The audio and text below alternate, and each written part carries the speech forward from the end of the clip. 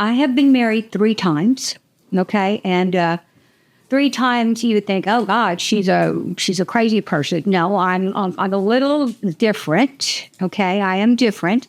But the first time I was very young. The second time I was really stupid. And the third time I got a great kid out of it. I didn't have it, but it came with the third husband. So, and now she's going to be 41 and she has 2 great kids, which are my grandkids. So I got that out of that. Okay. Cat's outside. Nobody's crying again. Yay. And maybe JD won't go eat the cat food on the counter. Who knows? This is my life, okay? About the time I sit down to do something, I have something like this come up. If you will notice that she has a hole in her side. Can you see the hole? Can you see the hole? Okay. Yes. And over here we have the ear thing, which looked like a crime scene when it started bleeding.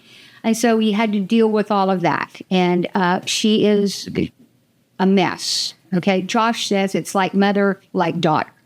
And she's always busy. And right now she's busy again. And she thinks that this is her podcast. So now she's just going to sit down.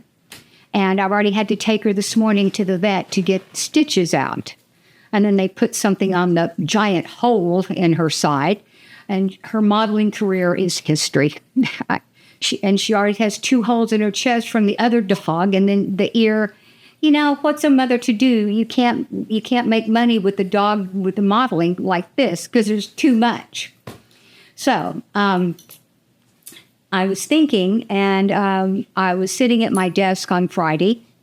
And since I've been married 3 times, and the first one was for 9 months, the second one was for about 1.5 years, and the third one was 15. You know, I was crescendoing. If you've watched any of the other podcasts, I'm getting better. So it's longer, you know, 9 months, 1.5 years, 15, you know, and I've got a few good years left in me. If I hurry, maybe I can get to 20 years with somebody, but it's not necessary, but it could happen. Well, the first one was Mike Melton. He has since passed. The only thing I used to say was the only thing wrong with Mike and Jane was Jane. I was too young, too stupid, was not ready to settle down, and he was a little older than me, and he wanted to settle down with me, which was, I can't understand that either, but that's all right, because I was total opposite of him. He didn't like to dance, didn't like to do this, didn't even have a stereo in his truck. I mean, it was just like, and I liked music, and I liked to dance, and I liked to, you know, I didn't drink, but I always liked to be in the action. And he was like, ho hum zebra, can't tickle my tongue. And he was high a lot, okay? But it was the 70s, and it seems like everybody was high except me, because I didn't get high. If you just even watched a little bit of this, you know that I don't need any stimulant, or I probably should have gotten high or taken a gummy to calm me down, but they didn't have gummies back then, and I still don't do gummies. I don't see the purpose. So to be calmer. Okay, so the wedding was an affair, to say the least. And it lasted 9 months, and one of the reasons that we got a divorce is because he was boring. I mean, he was just boring. I had a stereo in my car, and, you know, back the 8 tracks, and, you know, I just like to go out with friends and go just be out and about because I was young and I wanted to be out and about. Well, he just didn't want to be out and about. So I'm sitting on Friday, minding my own business, getting rid of old emails, or, you know, you're clearing out your emails. And I get a call from my assistant, Monty, who works at Hide and Seek. And she said, Jane, you got a call from the Nueces County Sheriff's Department. I'm like, okay. And he said, there's nothing wrong. Nobody's in trouble. But we're working on some cold cases, and we're working on this thing. And I need to talk to Jane Cross. And she said, okay, but Monty knows she's been around me for like 17 years. Anything is possible. I can sit and do nothing, and something's going to happen. It just is. So I sat there, and I got the message, and I called him back, Officer James something or other. It's not important. And he says, yes, we're opening cold cases, and there was a murder in the 80s. Well, my mom was killed in the 90s, so I'm like, oh, God, good. It's not having anything to do with my drama with the 90s with my mom being killed. So I said, okay. And I said, how can I help you? He said, do you know Mike Melton? And I said, well, yes, I do. I was married to him for a whopping 9 months. And he said, well, we're trying to get closure, and he has been named as a suspect in this murder investigation in the 80s. I said, you realize he has passed away 2 years ago. He goes, well, we're just trying to get closure. I'm like, okay. So what can you tell me about him? I said, well, first of all, he was boring. That's why I divorced him. I just can't imagine him doing anything. And, he was high, so he didn't move very fast. And even when, back in the 70s and the people did the cocaine thing, he didn't move fast then either. So I can't imagine him moving fast at all. And he says, well, the person that his alibi has recanted her alibi and said that he didn't have an alibi. And there was a woman that was in the creek that had been killed. And so he's been a suspect. And I'm like, are you kidding me? I said, that is, I'm shocked. So I tried to call one of my friends and who we used to hang around together, and they continued to be friends. Mike had come, he's been dead for 2 years, but before that, he'd come here to have, Thanksgiving dinner or anything. He even brought a little band for something for Valentine's Day one time. I mean, it just, excuse me. Hey, JD, you're snooping too much. That's the dog. And so I'm thinking, I'm just so shocked. So I tried to call. His name was Mike. And, of course, he doesn't answer because his wife, I don't know, after 50 years, you'd think people can get over some things, but obviously they can't. And so if they see my name, it's like, now you can't talk to her. Like, I want your extras. Thank you. No, thank you. I love Mike, but no. Anyway, so then I call another friend of ours, Brad, and I had to tell Brad, please call Mike to have him call me. Isn't that stupid? If you're jealous after 50 years, slap yourself. I mean, if nothing's happened in 50 years, you need to get a grip. 40 years. If it's not happening and they don't see them, there's no need to carry that kind of baggage for anything. Not that I would... Just don't do it. And if you're thinking about stuff like that, what if he runs into his girlfriend from high school? Who cares? Nobody except you. So we're moving on. So Mike called me and I said, can you believe this? He goes, well, I've spent a lot of time with ML and he said, never mentioned anything like that to me. And I said, he didn't even like flag football because it was too, And then he goes, yeah, I'd take him hunting. And he would just walk around because Mike was just like, the only thing he wanted a house with turrets on it because he didn't like people. So but it just never, that would have been the last person in the world that would even, to me, be a suspect of any kind of dastardly deed. So that was interesting for a morning on a Friday. I thought, wow, okay. Here I was, minding my own business. Meanwhile, back at the ranch, my realtor calls me, and I've been trying to sell this piece of property, 27 acres. If anybody's interested, please, leave me a message. It's 27 acres of prime real estate, and it's for sale, and I need to sell this property. And my realtor has called me back and forth saying this one thing and asking. So everything was really positive. So I'm everything's on an upbeat. Everything's going good. That was a little shock, a little curveball. And I was just so taken aback that people, cold cases because my mom was killed and they've never found who killed her. Okay. And I was thinking about that. And it was in the 90s, and out in the county, the officer that was in charge, he's now Mercedes. He's the mayor of Mercedes. I just love him. And he said, we knew it wasn't you. Well, thank you. And I'd seen him around, and he goes, Jane, in the county that year, every murder that they had solved. Now, that's a pretty good record, back in the 90s or whenever it was, 90-something, or I try not to think about it. But they solved every case except 2. This is where it gets weird. The 2 were on the same day. Isn't that weird? The same day, and one of them was my mom's. Now, and then they eventually solved the other case, so my mom's the only open murder case that they haven't solved.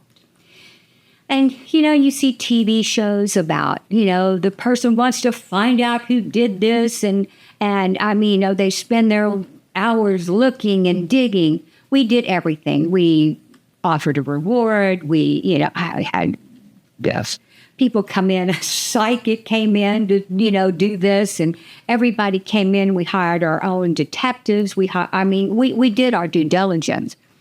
But I was thinking about that, and I've had a fabulous life. There's been some tragedies, as all have had, but just think that if I'd wasted my time, and it would have been wasted because you may never find out who did that. And God can take care of it much better than I can. And I may not ever see the results, but, people will get their due because it is biblical. And I don't need to take over being the judge, jury, and executioner with something like that. I would have missed my life. I would have missed traveling. I would have missed friends. I would have missed having a family that I adore. I would have missed my life. I would have missed running for office. I would have missed going to parties. I would have missed sitting on the couch with people. I would have missed my life. Don't miss your life for something crazy or something that may never happen. Don't miss your life. Be engaged in your life. Be engaged in things. If you thought about doing something, get up off your butt and go do it. And you're going to fail.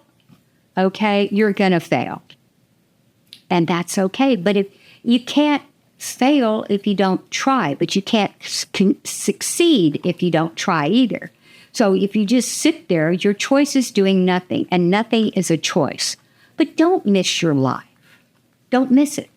Don't miss it on something that is tragic as, a 50-year grudge on a first boyfriend or girlfriend, or looking for something that may never happen. Let God take care of that. Just be in the moment. Be in the moment. Right now, the 3 times I've been married, the second one is he has passed too. He was a bisexual cocaine addict attorney that was indicted not in 1, 2, but 3 states for horse thievery. Now, this is Texas. They frown on horse thievery in Texas. And he was, he has since passed. But it's just amazing. I don't know what happens to you after you marry. I just don't know. So maybe, as a wise friend of mine once said, Jane, did you ever think you weren't the marrying kind? And I started laughing. I went, yes, I thought I wasn't the marrying kind. And then my third husband, people, since my mom was killed and people thought maybe he didn't do it. You have to have a certain je ne sais quoi and huevos rancheros to do something like that. And he couldn't do that. He was too concerned about himself to think about anybody else. Somebody asked me one time, do you think he had affairs on you? I was like, no. Because if you're having an affair, okay, y'all listen up to this. If you're having an affair, you have to think about too many parts if you don't want to get caught. You have to think about them. You have to think about you. You have to think about planning and staging. But if you're very self-centered and self-absorbed, you don't really care what them that they do. So, no. And it was just, I was like, no. Besides, who would cheat on me? My dog thinks I cheat on them, but that's a whole different thing. So out of the 3 husbands and a couple of boyfriends, I'm like, I do have a spectacular man in mind, and maybe that can be another podcast. But I just want to say that when I talked about forgiveness, it's very important to forgive. And the second one? 2 back, letting go and letting God. I meant that from my heart. It's amazing when you forgive how much better things come. It's just like it opens up a whole new, breathable sense of self when you do that. And I mean things, and it can give God's favor on you when you forgive someone else. So, and believe me, I expect God's favor. I expect things to go well. I expect to live my best life now. And I've done all those crazy things and got down on my knees and asked for forgiveness. And while that same day where I found out about my first husband being a murder suspect, and then my realtor trying to negotiate some things that who knows if it's going to happen, and then I sit down and I get this fabulous text. I get this fabulous text from a man that I've met a couple of times. We know several people that are friends, but he met me a couple of times, knew exactly where he met me. And I was humbled by what he did. He wrote this fabulous text talking about how that he called me the next Rush Limbaugh. I guess I need to talk politics if I do that. Yay, Trump. Yay, Elon. Find out all that. So I slipped that in there. But I was humbled that he took the time to chase down a friend of mine, to get my phone number, to text me this fabulous, encouraging thing and telling me not to stop what I'm doing. So I hope it's a little bit entertaining, because who has a husband that's been indicted 3 states for horse thievery? You can't make this stuff up. And then the one that you thought was okay turns out to be a murder suspect, and the other one is, it's just, who does that? Since I was so humbled by the text, I read it to one of my friends. Her last name is Christian. I'm across. We're kindred spirits. And she said, she was laughing, and I was telling her about that. And so she said, I know this girl that, had this really kind of strange relationship and ended up with a check that somebody sent her, and then she ended up at the FBI and with this check, and then had something to do with the U.S. Treasury, and she just went on, and I went, I know her. It was me. That's a whole nother scene that will be totally entertaining. So, but I just wanted to tell you, please live your life. Go out, do something, everybody goes, do something that scares you once a day. Yeah, well, I don't know about that. But just if you want to do something. My mom said that being shy was a crippling disease, because you always have that woulda, coulda, shoulda. Don't have a woulda, coulda, shoulda life. Have a do life. And you guys don't forget to subscribe, like, and share. And please give me comments. I'm humbled by all of them. So please Have a wonderful week, and I will see you the next time.